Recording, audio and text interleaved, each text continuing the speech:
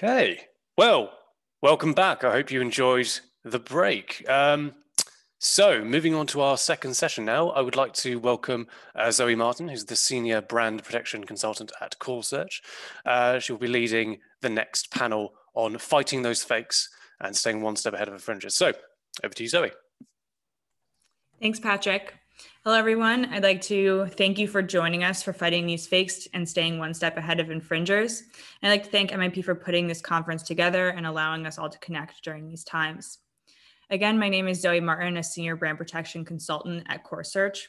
On today's panel, we have Luna Zhang, Attorney at Law, Senior Counsel at Kangjing Partners, David Deegan, Trademark Attorney at Novartis, and Barış Kalaycı at Gunin Partners. So today's roundtable will focus on the latest challenges and new solutions in fighting counterfeiters on a global scale. We will be taking questions throughout the roundtable. Questions not answered during our discussion will be taken at the end if time permits. Luna, I want to start with you. From an attorney's perspective in China, what are the best ways to prepare your clients for their battle against infringers? As many of us know, we have to take proactive measures to stay ahead of these issues. You're on mute, Luna. Luna, you're on mute. Okay, hello everyone. Thank you very much, Zoe. I'm Luna. I'm a Chinese lawyer. And to answer Zoe's question, actually, we can say in the past years, the trademark applications are still growing very fast in China. In the meantime, also more and more infringements. Counterfeiting like trademark applications in China, it is a trend. In 2017, 74% of trademark owners report infringement. In 2018, the percentage is 81%. And then in 2019, I get the numbers is 85%. Then how the brand owner to take a proactive measure? The first step, actually, I would recommend is file as early as possible. You may know China is the first to file jurisdiction. Many brand owners are caught unaware and fall victim to trademark squatters in China. And another, after the registration, you have the trademark rights. What we should do, actually, we need to monitor regularly online and offline. From the reports of brand owners, nowadays, at least more than 33% infringement happen in the online space, including e-commerce marketplace, website, domain names, social media, and all, the whole internet world actually. So it's very important to combine online and offline monitor together. Therefore, from the list online that we gather, it will help us to evaluate and also take measures to stay ahead of these issues. This is my answer. Thank you so much, Luna. And Barış, this kind of ties into what you do in Turkey and with your clients. So there are new legislations that you're leveraging for your clients. And I believe all outside counsel and brands should be aware of these. Can you speak more to that? Because it definitely kind of ties into proactive measures that we can do to help stay ahead of these issues. Sure, Zoe, thank you. Well, those are not actually new legislations, but the usage in anti-counterfeiting is rather new, I'd say. I think we could pronounce anti-money laundering, organized crimes, and also smuggling provisions among such pieces of legislations. As infringers are far more organized than ever and actually active in many countries, it's getting harder to deal with them in that scale by using regular anti-counterfeiting tools, I'm afraid. For instance, we are currently handling a project against a group of fake sellers who are producing fakes in Turkey and selling those through websites all over Europe. And the evidence collected by colleagues in Europe, especially the ones showing the money flow from the website owners to the producers in Turkey, gave us a fair chance to file a criminal complaint based on money laundering provisions and organized crime last year. Of course, it's really hard to convince the prosecutors and judges to freeze and confiscate money and assets earned from the counterfeiting, as they are more used to taking action based on rather heavy crimes like drug trafficking, extortion, and etc. But it's indeed worth a shot to try to collocate all accomplices and seize the money that they made out of counterfeiting activities in a global scale by making use of such additional legislations. Thank you so much. So David, another kind of proactive measure is to organize your in-house team. So as a member of an in-house team focused on anti-counterfeiting, how do you work with your colleagues internally as well as with outside counsel? Yeah, thanks very much. So I think for Novartis, these kinds of issues are very important. And not only from a financial perspective, but because they have a big risk for those people who receive these goods in the end if they are fake. So because of that, we do have a very clear workflow once we see an incident like that occur. First of all, we want to involve the correct people who have expertise to support us when we see such an incident. But we also need to have the correct, really, capacities. So, for example, we want to be able to, if we do receive those goods, to really see what it is and make a full examination of them. That way we can see what exactly it is and if there is any risk and how high that risk actually is. But apart from that, once we have established that, we do also want to work with the team where exactly those goods did turn up. So in that specific region then. What we also do is we also investigate. We have a team within Novartis that can do investigations and who are very good with that. And that way we can also see if there is any real sort of link there to any other incident that we already had in the past. Once we have all that, we also look into whether there is already an investigation ongoing from law enforcement. And then in the next step, we can see if there's any way how we can get directly involved there as well, because that can have real, a real value for us as well, because it does also show them that this is something that we are very, very interested in and where we want to see that there is a real outcome. So it could be that we can be recognized as a victim in a case, or that we can also file a lawsuit directly against that infringer. So basically that is what we do once we see something like this occur. Great. Yeah, I think the proactive approach and the organization and the teamwork that we've all been talking about for the last couple of minutes is really important. And I wanted to touch on also utilizing technology vendors. And I know that some of you guys work with technology vendors in either a direct capacity or in collaboration with your clients. And so, at Core Search, we leverage our unique AI and machine learning to identify infringers and counterfeit sales and do risk assessments for our clients.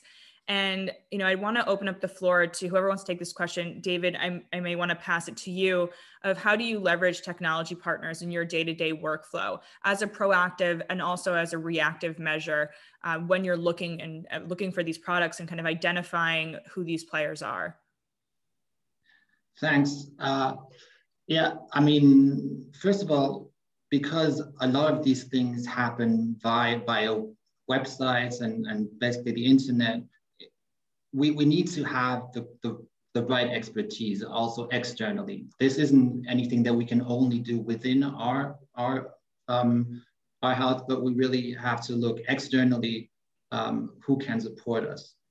And also, the internet also means that these goods can be sold basically anywhere. So that doesn't really make any difference where somebody is. They can buy the stuff online. The first thing where we are quite proactive with external vendors is domain name registration watches, which is very, very, I think everyone has to do that. But already there, we do sometimes see that goods are offered illegally. And that can be very useful then, because already there we can do something against that website and we can take that down then to a certain extent. But often what happens is that those then just go somewhere else. For example, they can then turn up on Facebook or vk.com or any other site as well.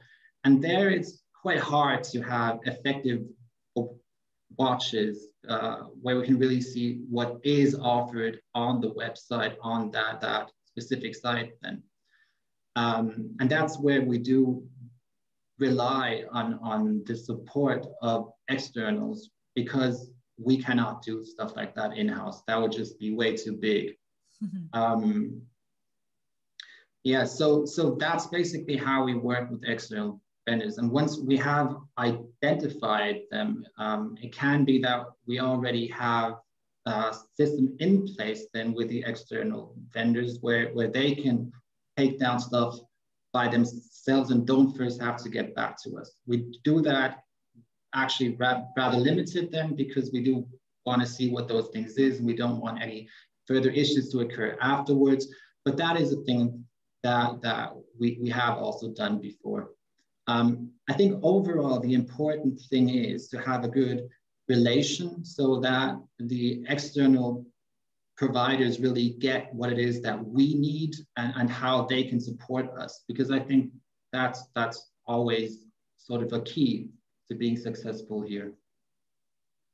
Great. Yeah, I think it's definitely an important input that external providers can give to clients and give to outside counsel, just due to different trends that they're seeing with their clients in the same verticals, the same kind of areas and industries. So it's good to kind of be able to collaborate in that way.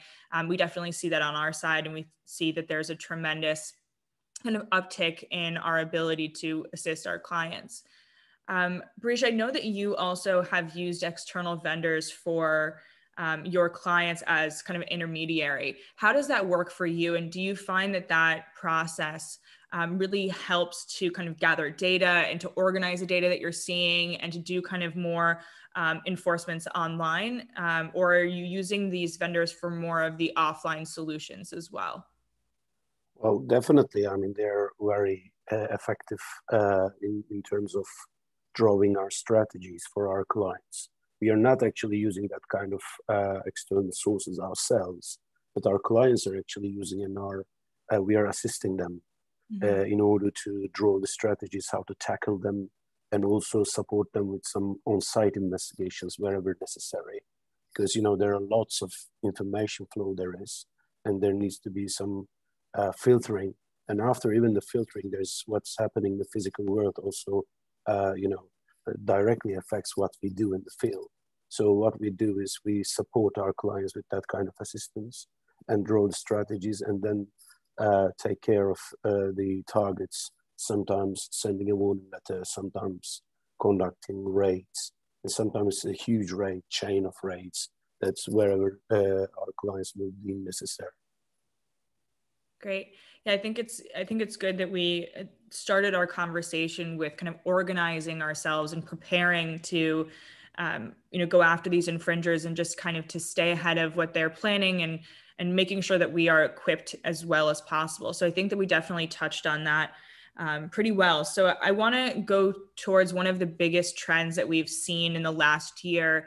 And one of those things is the connection between sales of counterfeit product on social media and the issues going on with small parcels. And so we're seeing that globally, these small parcels going out, and social media allows infringers to connect at an international level that was unachievable before. Buyers are able to connect with these sellers to produce or to purchase small quantities of product, making it almost impossible to track shipments in previously orthodox methods. So, us working with customs and being able to identify these large shipments going out is not necessarily the norm anymore. So we're also tasked with identifying high value targets to initiate offline investigations as well. So the combination of all of these things together kind of puts us in a more difficult position that we had been maybe in 2019, but because everything kind of went online in 2020, this shift has definitely happened. So Barış, what has your experience been like with this new trend, and how do you advise your clients? Because I know that you deal a lot with small parcels and working with law enforcement in that area?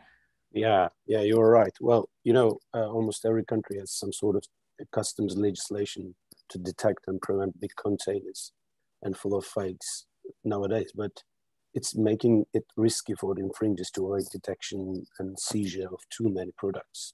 And it could really be devastating for them. So it is kind of their response to that kind of measures in sending the products in small parcels rather than in big containers. And they know it's almost impossible for the customs to check each and every small parcel.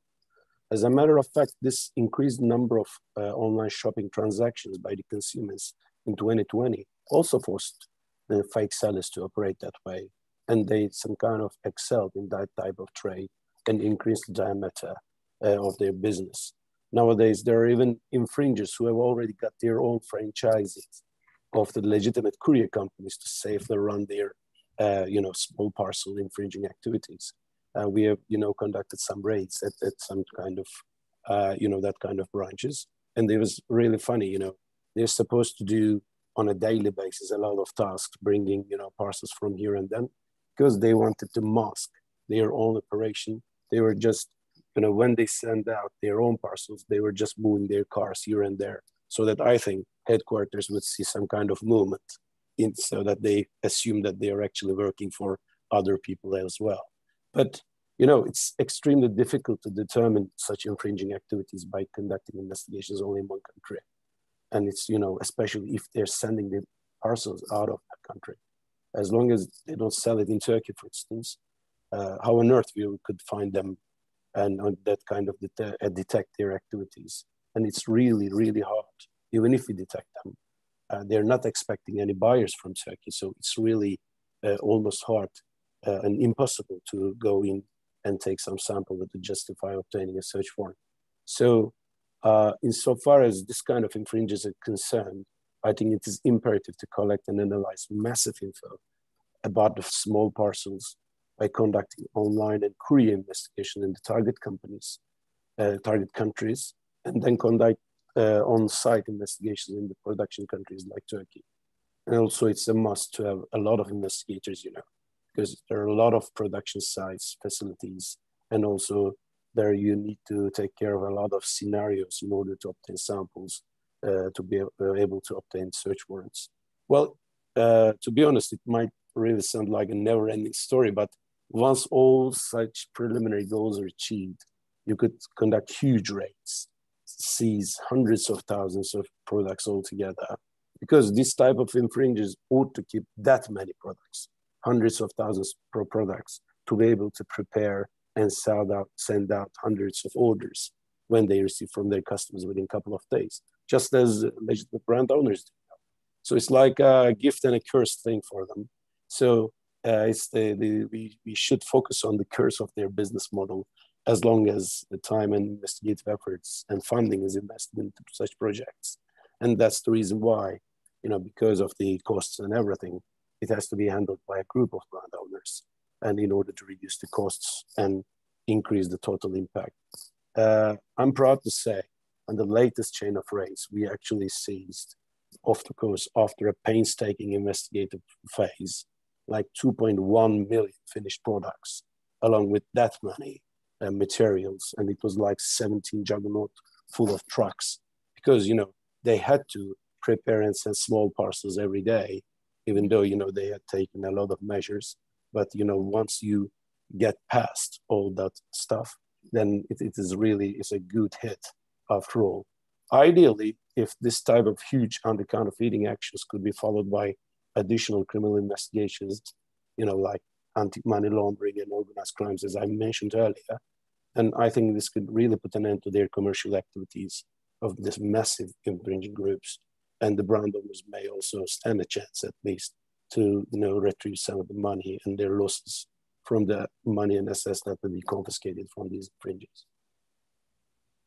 Awesome. And so, Luna, just to kind of piggyback off of that conversation, so a lot of these sellers are originating from China, and we're seeing a large trend here in the US of buyers on social media or kind of little marketers on social media pushing buyers to go into sites like DHgate or Alibaba to start purchasing product. And there's all of these different, workarounds, and that, these are people that are purchasing one-off items or, telling their friends this is the product to buy. So how do you work with your clients and how do you work with law enforcement when it comes to this? And are you guys seeing any results or have any plans in place to kind of deal with these issues?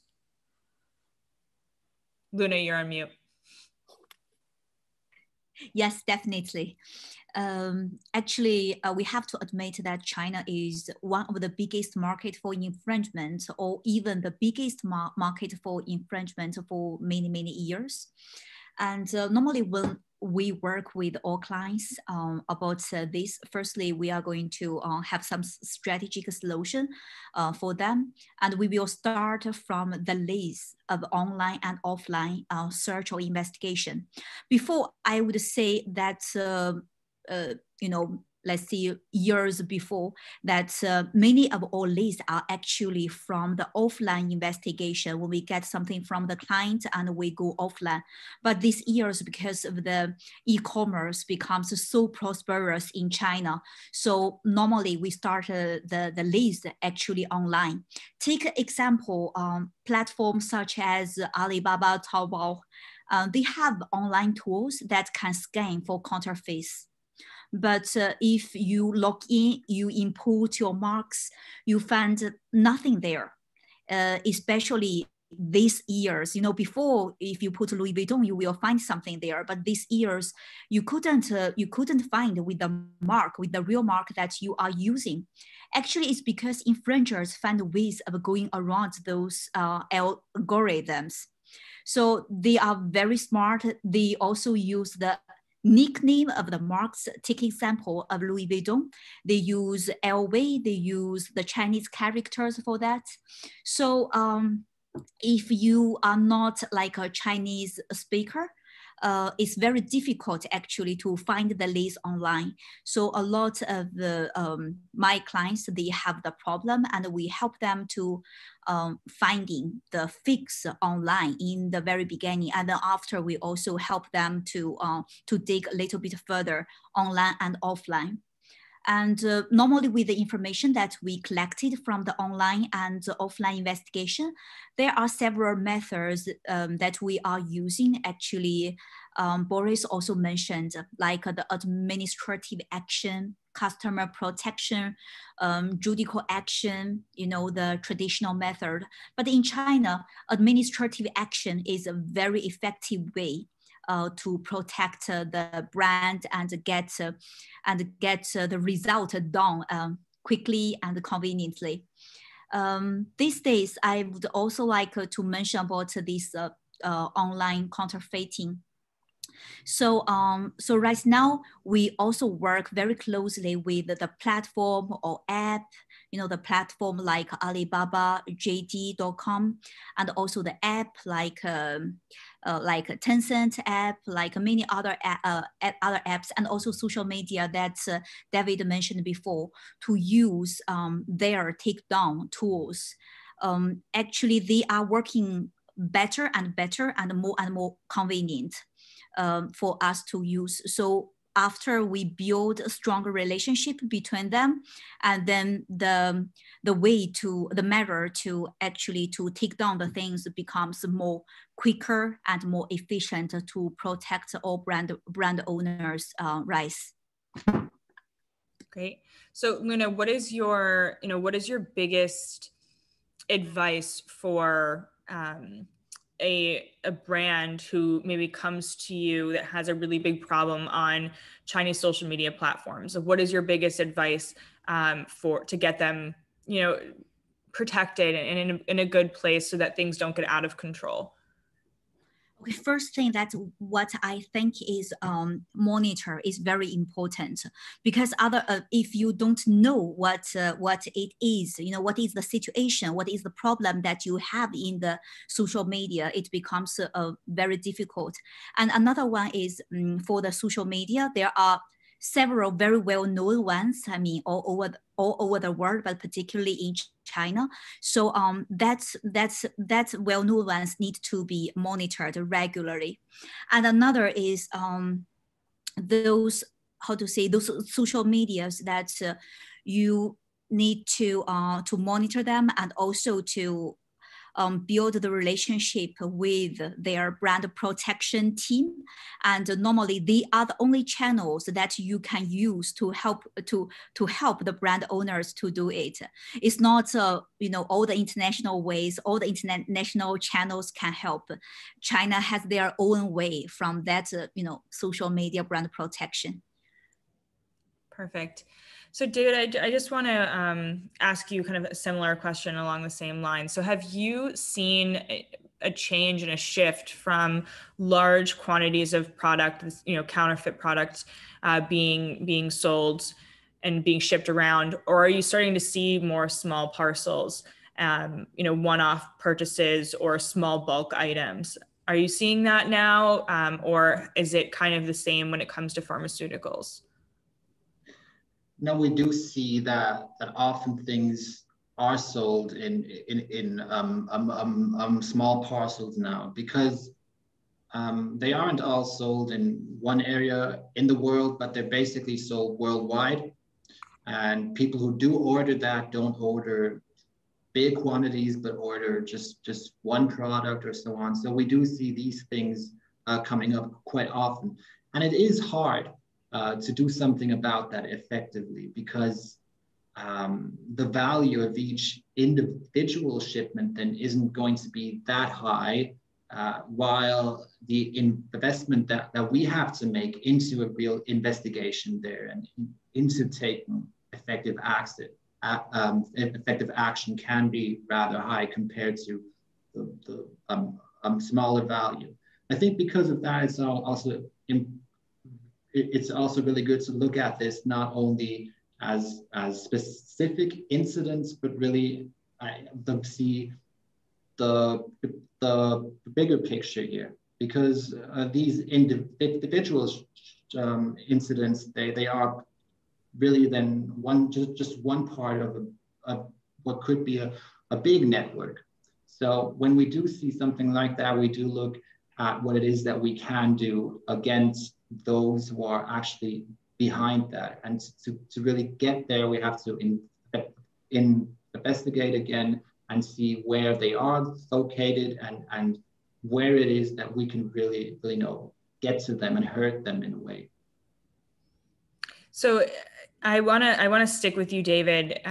So I think that we would be amiss if we didn't touch on the challenges brought up by the COVID-19 pandemic with the products that are associated with this pandemic. So as a member of the pharmaceutical industry, David, how do you approach these new trends, and do you work with outside associations or other pharma companies? How does that work for you? Yeah, so we do have rather regular contact with other pharmaceutical companies because we all see the same issues, and those aren't, like I said, they aren't financial issues, but this is really about the risk that these fake goods have for those who receive them. There is a very strong association here. There's the Pharmaceutical Security Institute, the PSI, and they focus only on falsified medicines. And that way they can sort of be the one actor, if you will, that does stuff for the whole pharmaceutical industry, who is part of that group. And that way we can be quite effective. If you recall again that the things that we see aren't always that big in volume, but then if you look at it from the perspective of the PSI, it does become quite big, because they see that this isn't only happening to Novartis, but it's happening to a whole range of their members, and then they can take action, and that can be effective. especially I think because of the pandemic, that was extremely helpful.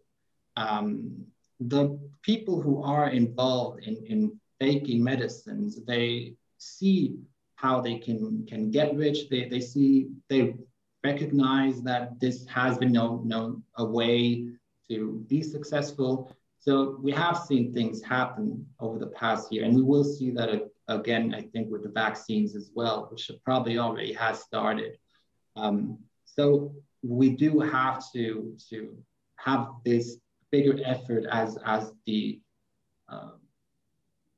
pharma industry, because I think it's also what is in one way expected from us as well, that we really take effective action here.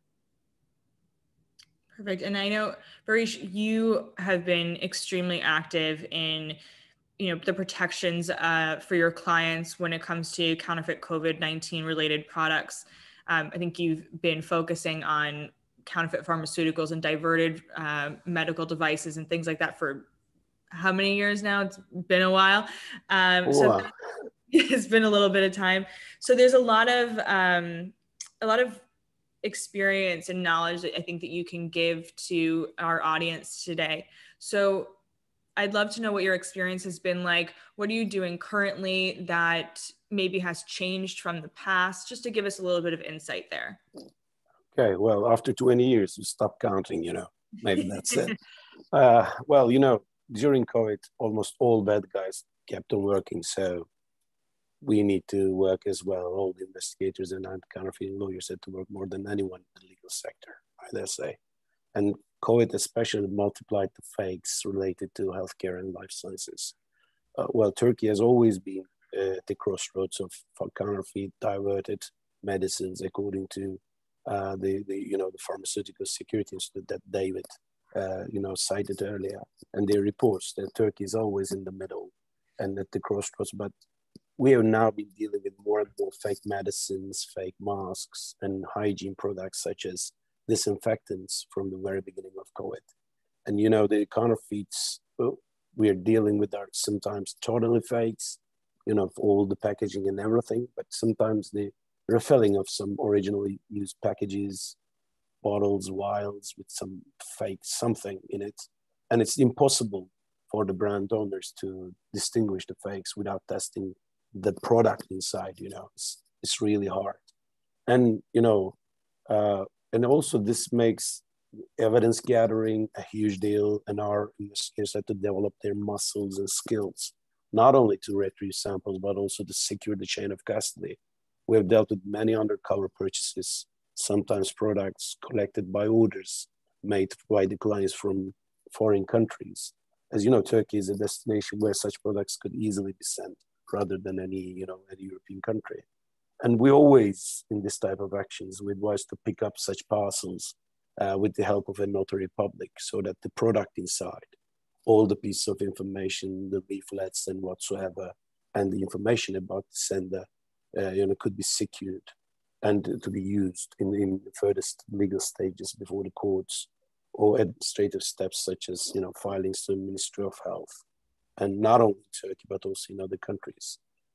Well, but the status is getting worse, I'm afraid. When we were getting prepared for the seminar, I was about to say that we might start dealing with fake COVID vaccines shortly. You may recall that just 2 days ago. And then just yesterday, the head of European Fraud Agency, Olaf, announced himself that there are millions of fake COVID vaccines already reached and starting to change hands in Europe, which are almost impossible to be told apart from original vaccines. So not only in disinfectants, masks, and everything, on top of it, all the cure that we are all expecting to receive, the vaccines are actually, they've been, fakes all around. I think having good connections with and supporting the police and also the health authorities are far more important than ever. Great. And then Luna, how have you seen this change in China, and are platforms doing or putting together any more proactive measures on these platforms to protect consumers from purchasing counterfeit goods when it comes to COVID-19 vaccines, medications, face masks, disinfectants, etc. Are you seeing that more, or is it kind of the status quo where these products are still being offered online on these different marketplaces? Yes, firstly, I was so surprised when Barış mentioned that there are already some fake vaccine in Europe. It's really, really a big surprise for me. But answer your question, yes, the platforms in China right now actually they are working quite hard on, scanning the fake and the counterfeiting products in the platform in China. Take example, Alibaba, they recruit, for the brand protection team, they recruit more than 200 people to work on that. So I think they made their effort. We don't say that their effort is enough or not, because compared to the volume that we are facing the infringement and counterfeiting products in the platform, but they do make their effort. And for the medicine, personally, I don't have a lot of experience for that to deal with the platform, but I do hear that there are some fake ones and in the platform, they exist in the platform. I think, like I mentioned, that if brand owners, they really care about their brands, maybe some further investigation on these platforms is very important for them to start the brand protection in China. And another one, frankly, I would say the China government and also the legal process, that they are also working better and better in China to protect the brand owners' rights. And then we keep updating, not keep updating, but changing some law, doing some law amendment, and giving more compensation of the trademark writers' rights. And another one is we give more and more fine to the counterfeiter people. I think in not near future, but in future, the situation in China for not only platform, but also other online app, social media, they will improve or become a better place for the brand owners. Great. Yeah, I think it's important, I think, for us all to push platforms to take responsibility and to take accountability for what's on their platforms. And I think it's also the job of brand owners and outside counsel to be monitoring and to be submitting things and to be making these platforms aware, because I think that we've all experienced this in the past, that online platforms are not always regulating themselves because it's an impossible task. So then we're tasked with then taking that on. So, I think it's really important for us to be strong together and to kind of push these platforms and to push our investigators to kind of work on this common goal of accountability from these different markets offline, or these different marketplaces, social media platforms online. So David, I just want to touch back with you on this. So when it comes to the different pharmaceutical issues, do you guys have any kind of plans in place for platforms to take more accountability and to assist you with regulating these products as we move forward? Because again, Barış mentioned that there's counterfeit vaccines in Europe, and I know that I think we've seen a couple in the US as well, like a couple different organizations, let's say, that are starting to sell them. I know we had a lot with COVID testing. So are there plans for, you and for the organizations that you work with to kind of push platforms for more accountability? Because I do think that that's where we're going to be kind of going in the future, is to get assistance from these different areas.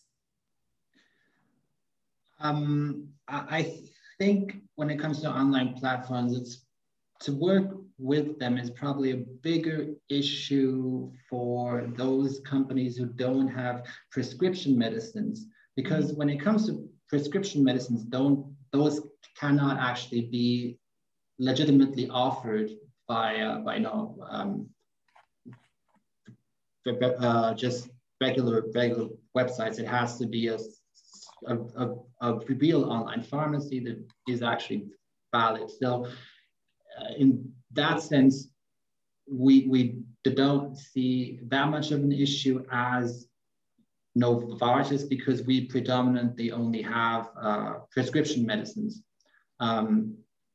At the same time, what we do and what I think has been rather effective, because we also see things still happening on these websites as well, is that we just work with them directly, and we don't necessarily have to go through the whole form then, but we have people that we know who work there, and we can reach out to them and say, look, have you seen that? Because obviously this isn't just something that we care about them because it affects our rights, but it also affects them because what's offered there is very, very obvious a risk, right? So they then want to take that down by themselves already without us having to take any big action and having to invest that much into such a case. But I do think that for those companies who see things coming up on these big websites, that there is a real need there to look into to which extent they are actually responsible for what is being offered, and then look how these things can be taken down effectively, and that it doesn't take that much time, that you can maybe go after not only one offer, but a whole range, if you can see that there is someone on there who just does this for basically everything. Yeah, but what I can say as part of Novartis is that because we only have prescription medicines, it's not as big of an issue as for those who don't just have those kinds of products. Well, may I add something, Zoe? Yeah, of course. Yeah, well, I think Pharmaceutical Security Institute either start or about to start as a website just to check the authentication of the product that you're actually buying, because there's a huge difference between the products sold in Turkey, for example, and the European countries or US. So people are trying to do it through, internet pharmacies. And, sometimes they're obliged because there's a huge difference, It's a $50 product here can cost $500 there. So that kind of initiatives are started, so far as I recall. But that difference makes a lot of people can make a lot of money out of it. And this also concerns me mostly, not only fake products, but also diverted products. They buy from here just to be able to send it there. And of course, as David mentioned, there could be prescription products or OTC and over-the-counter products. They don't mind. They can buy and sell anything. And in Turkey, for example, in Istanbul, there's a place where we call it like pharmaceutical warehouses, where you can buy and sell, all the pharmacists buy. There's another like a market where people actually come and buy original products, for example, from Africa, from other places where they can't actually reach those products. And the difference, that money difference, a lot of money change hands. But in the meantime, there are some cold chain products. They just put it in the refrigerator and they assume they protected the product, whereas it's supposed to be in a, really a refrigerated product. They don't mind. Or sometimes make it wait, 2 hours under the sun.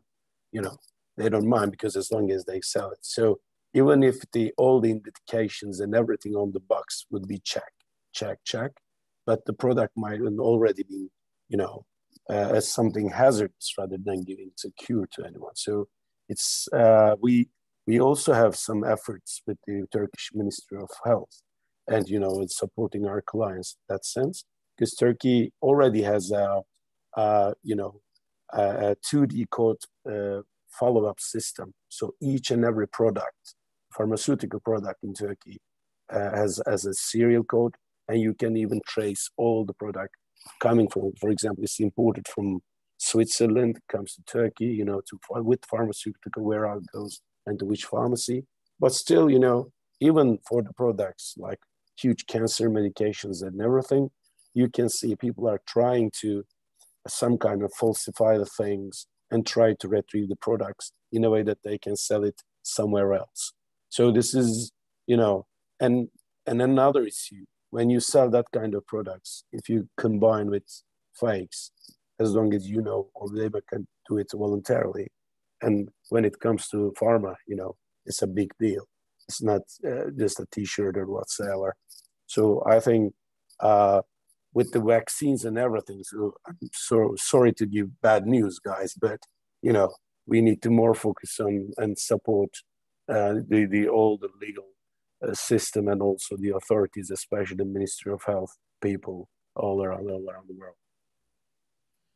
Yeah, thank you for that. I think it's, you know, I really think that we've given our audience a lot of information.